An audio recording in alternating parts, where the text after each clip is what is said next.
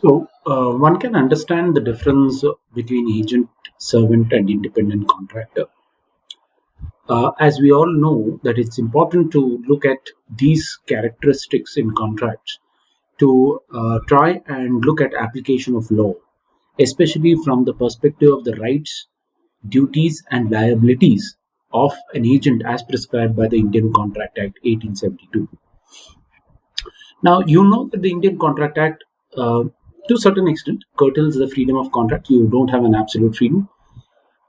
In certain circumstances, the law prescribes this is what the agents should do, but the law also says these are the rights of an agent, and hence, once the statute or the law prescribes the rights of an agent, the agent can actually go about exercising those rights through a court of law. He can enforce those rights through a court of law. For example, the agents have the right to be reimbursed all the expenses that they have incurred while in a agency contract. This is provided by law, and hence the principal cannot deny those rights of an agent when he has acted within the scope of authority. So why we make a distinction between agent and servant? For the simple reason is servant is responsible to his master, agent is responsible to his principal, and you will notice that while a servant receives salary, an agent receives commission. Right.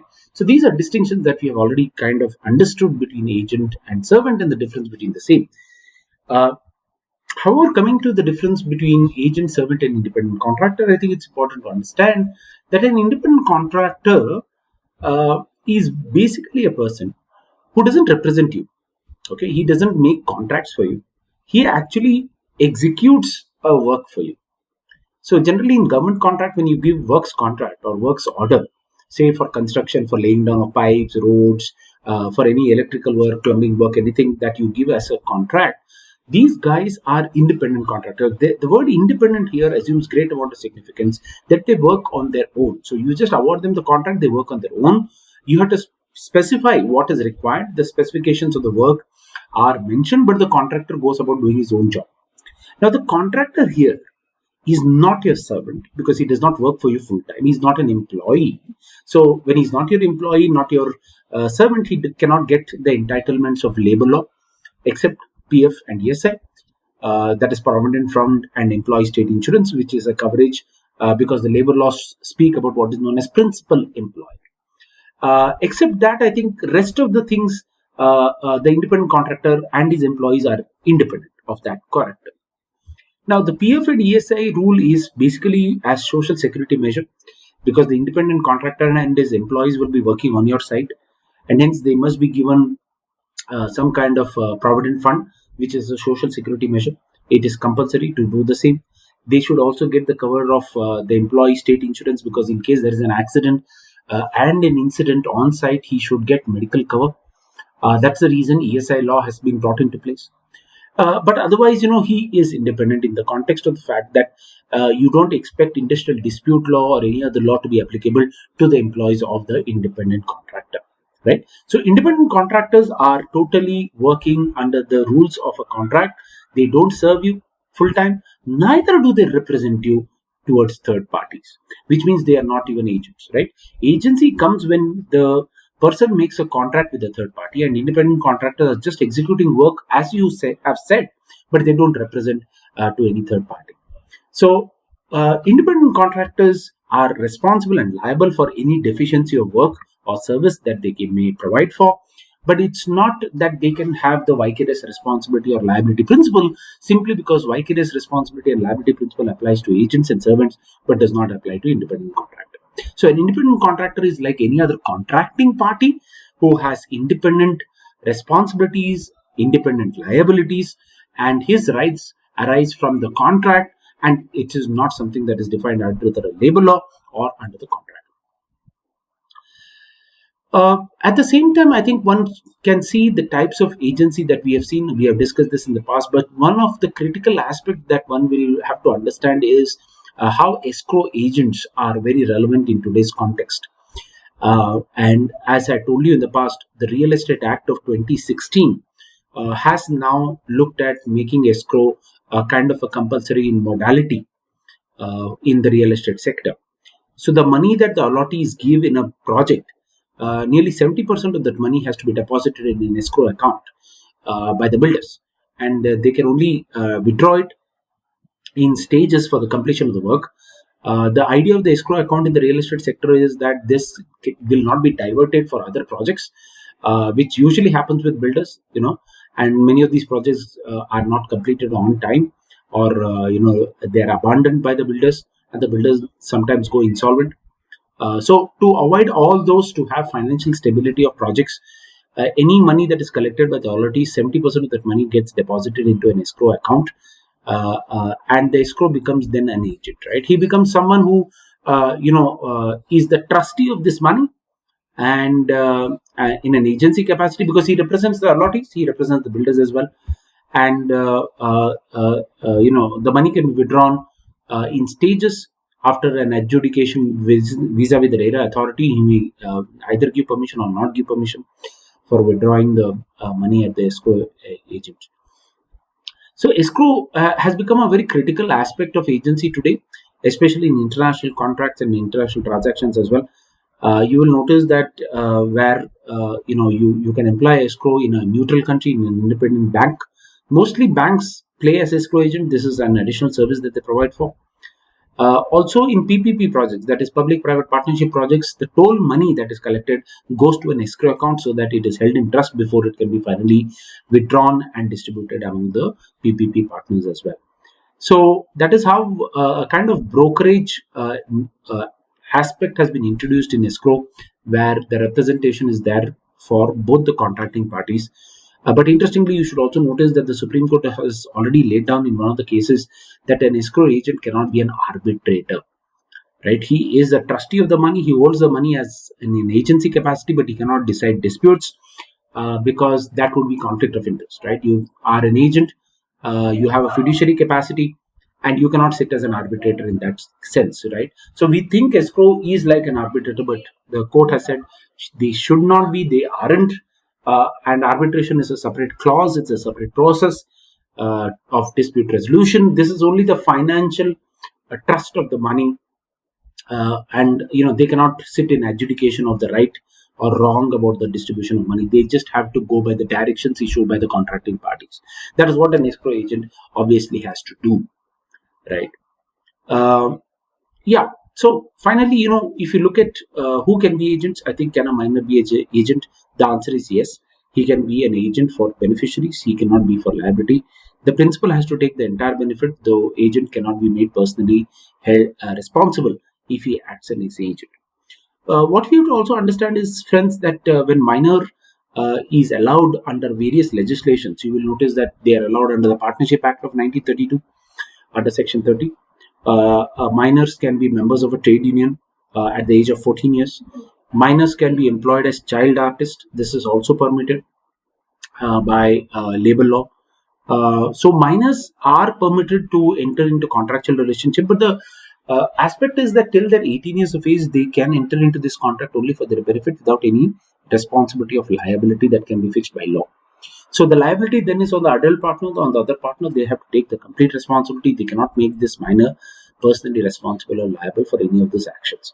So that's how a minor can definitely become an agent, though the principal takes the entire responsibility and liability.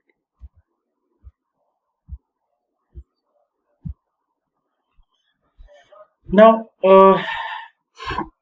this is a slide that speaks about the same, section 182 and 184, about who can be an agent. This is on the part of how minors can be brought into the aspect of agency. Now, if you look at the types of agents, friends, I have already discussed this in the previous slide, but you will notice that directors under the company's law perform a very important duty of representing the company as agents. Now, interestingly, if you apply the company's rule or law, as the case may be, there's a very interesting rule called the Turquoise Rule.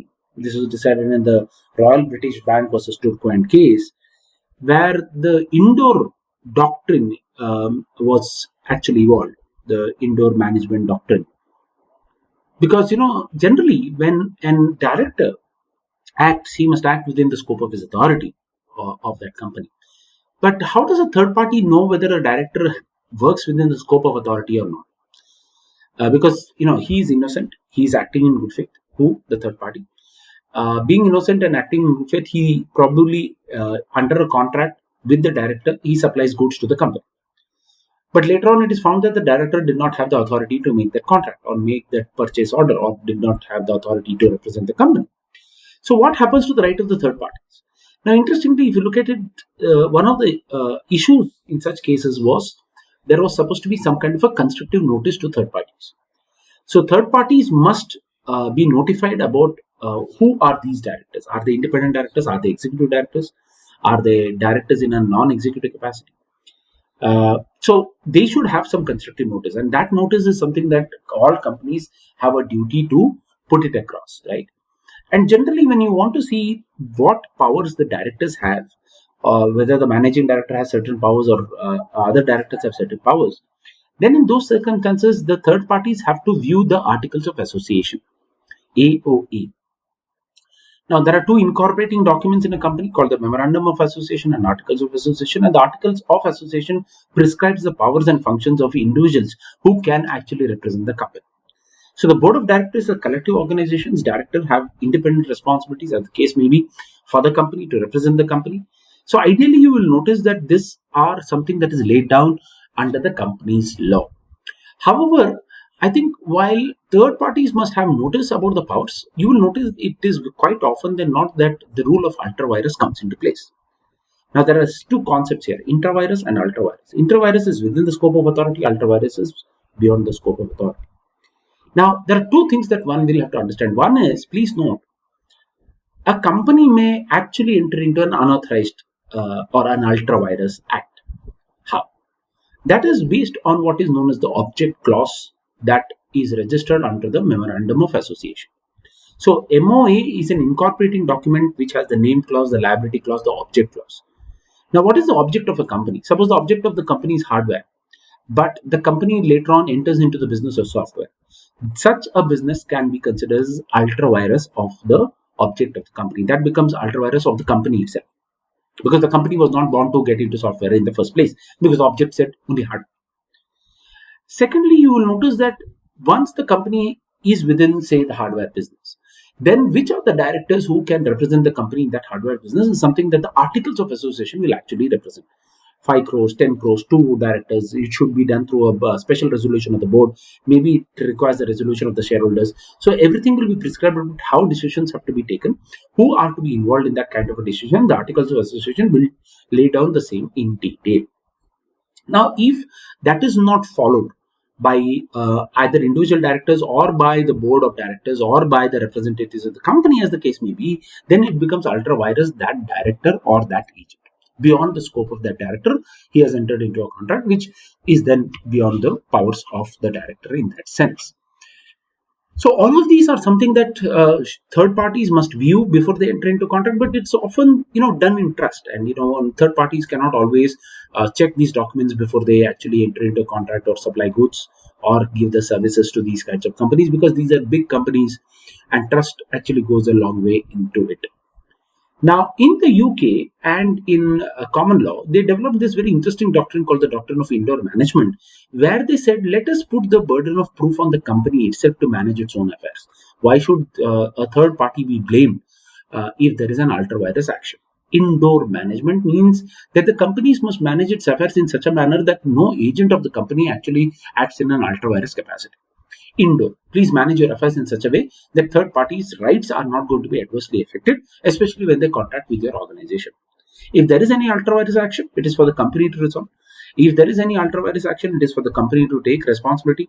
If there is ultra-vires action, do not forget that you can create agency by ratification. So where there was no authority, you can create agency by ratification, given antecedent authority, retrospective authority as well. So it is for the company to manage its internal affairs. If the company does not do it, the company has to take responsibility, because the director has acted in the capacity of a director. He has acted as an agent. He has disclosed that he has acted as an agent, though ultra-vires.